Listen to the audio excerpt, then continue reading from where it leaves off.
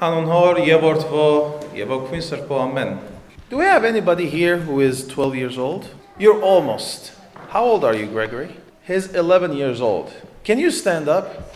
So we all know how a potential 12 years old might look like. Please be seated. Thank you very much. Today we read from the Gospel of St. Luke a story about Jesus when he was only 12 years old. Now I will be asking you a few questions. Do you know where Jesus lived? What was the name of his town? I'm sure you know. Nazareth. That's right. He lived in Nazareth. And they had a tradition to go to the temple a few times every year to say prayers. Now the temple was in Jerusalem, another town. So every year people were supposed to go there. And it was part of their customs to go there as a group. Now we know that Joseph and Mary and Jesus were a family. What do you do when you go on a trip with your family? What do? We just sit in the car and daddy or mommy drives and we go, right? That was not the case. They would go with the entire town, so to say. This type of trip had a very special name, and I would want you to know and remember that name. That is called pilgrimage. When everybody travels together and they have a religious destination to reach, we call that a pilgrimage. So Jesus and his parents went to Jerusalem for the holidays. When the holidays were over, they were coming back. They traveled. And at the end of the first day, remember this was a long trip, they had to travel multiple days.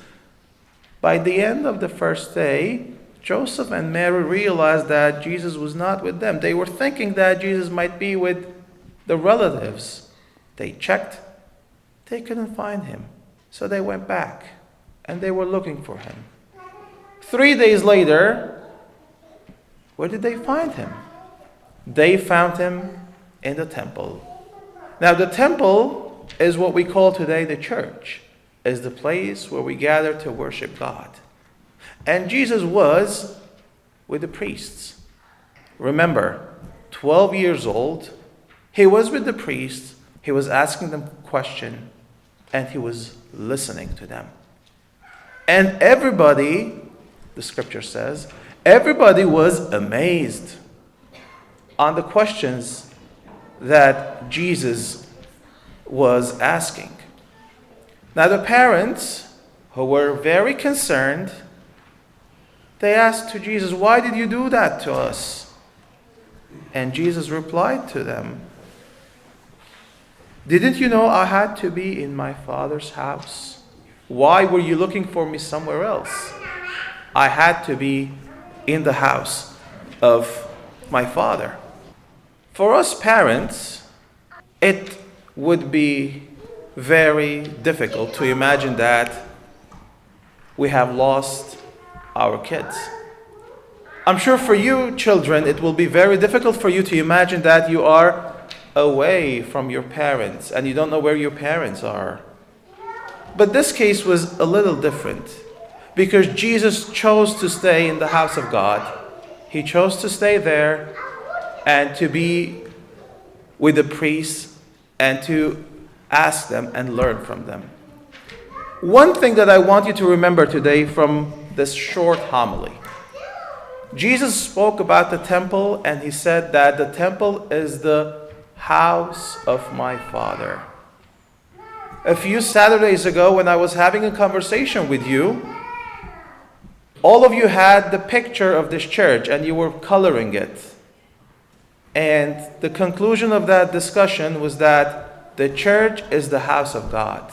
Don't take my words for it. Look at what Jesus said. Jesus said, the temple is the house of my Father. So is the church. This is the place where we come to meet with God, to be in the presence of God, and to learn from God.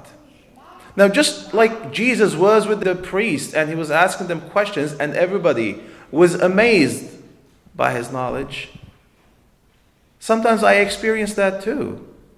On Saturday mornings when I spend time with you, the questions that you ask, the discussions that we have, it's a learning opportunity for me also. So look at this place as the house of God. Let's come here more often. Let us have the encounter with God and ask God to bless us. And there is one more thing. When you come here, your parents also will come here. And with that, we will create this community of faith. May God bless you, and let us continue with our prayer.